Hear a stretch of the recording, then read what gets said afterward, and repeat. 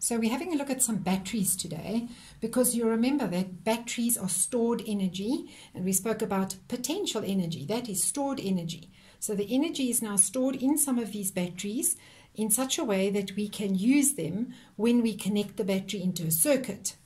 We also talk about electrochemical energy, and we will describe and explain that a little later, but just bear that in mind. So this is electrochemical energy that we are looking at in these batteries. Right, let's have a quick look. Here are the button batteries. I'm sure you've seen these. They sometimes come in your torches or in watches or in cameras. So this little battery has got energy stored in it. The plus side is at the top, and the bottom side where that little ring is the underside, the negative side. So we'll put that one down. The other one looks the same. I'm going to look at this little battery, and you're going to see also it's got a plus side and a plus sign, and there you can see it right at the top there. So the plus sign is at the top end where that little button is. That sticks out. Can you see that? If I show you the bottom end, you'll see it's quite flat, it's smooth. So the negative is at the bottom, the plus is where that little sign is, and you can always remember that. When we connect them up, it's very important to connect them correctly. So let's have a look. Yeah, you can guess this must be the negative side. Let's look and see if we can find that positive. Can you see that? There is the positive side, right at the top, and yes, it is where that little button is. So we'd expect that to be the positive side. I have another one, slightly bigger battery, and this one is also positive side there, and it has the negative at the bottom. And then I want to ask you something else. Each battery has a certain voltage. We sign that up with a V, a capital V, and I'm sure you'll remember that from last year. So if we look at this one on the side, can you see there? 1.5 volts, just in the middle there.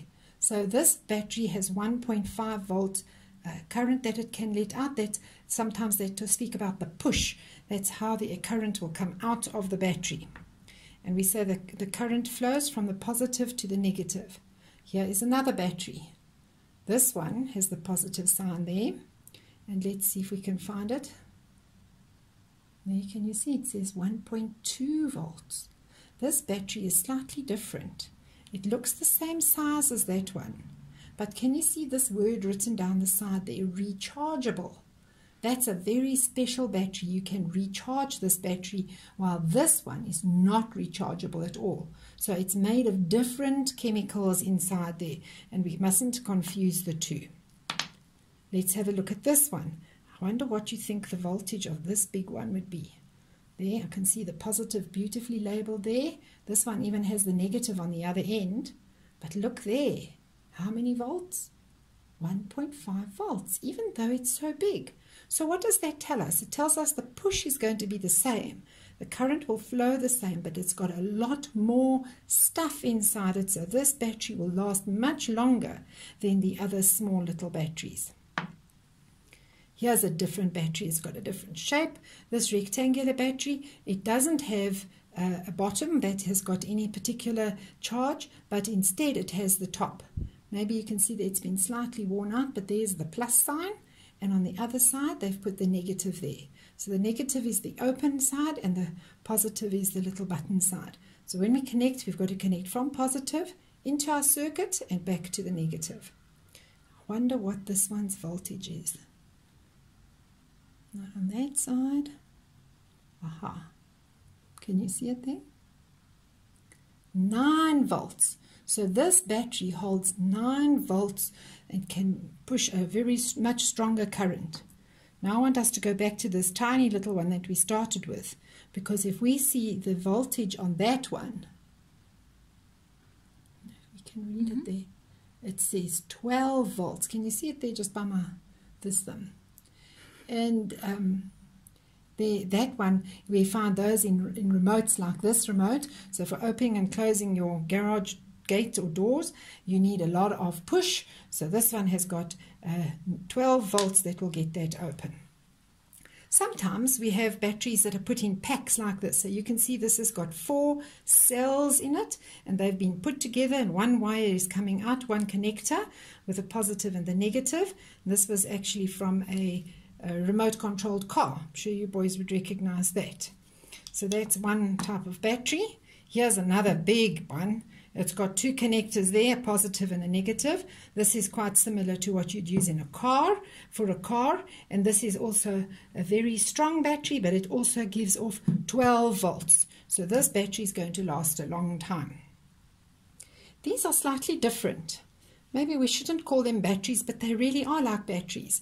These are power packs. I'm sure you recognize them. You'd use these for your cell phone, and so you can have a portable charger for your cell phone. And inside here is a very big battery in which the power has been stored, and then it can transfer that stored energy into your cell phone.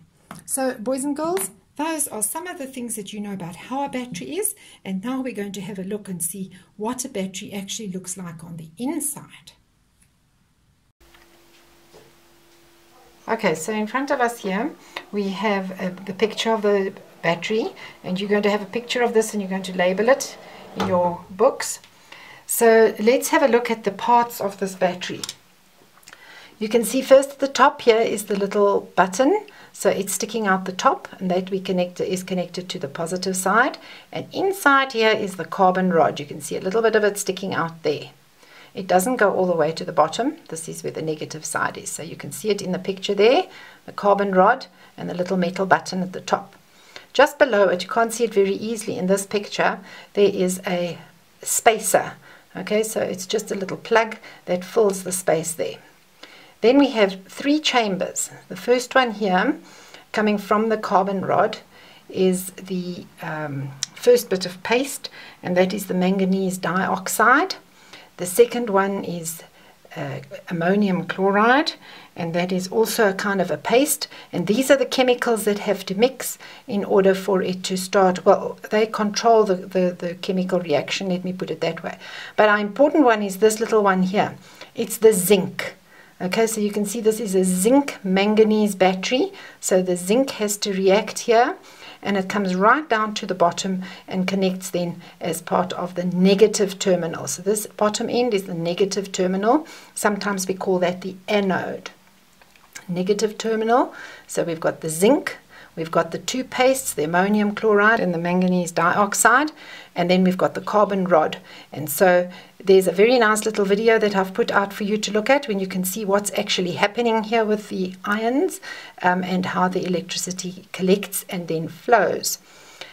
You may have some questions. I'm not giving you all the detail. It's very complicated to understand, but we talk about electricity that flows from the positive through a circuit and back to the negative side of the battery.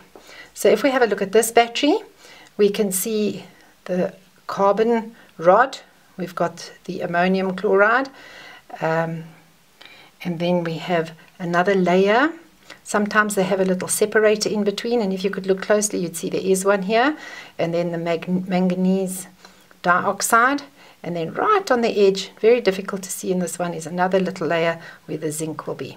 So this is known as a dry cell. There's no liquid in this one, and that operates as a dry cell. The video that I was speaking about is a wet cell, so it has liquid, it has sulfuric acid in it, and you can see how the electricity flows, but the same principle is applied. So let's just go through these part names. This is the metal button. Here is the plug. The next one is the carbon rod, which is in the center. Then we have the ammonium chloride paste, and then we have the magnesium dioxide, which is close to the carbon rod. We have a zinc, a layer of zinc, and the bottom is the negative or the anode. This top button is known also as the cathode, C-A-T-H-O-D-E, cathode.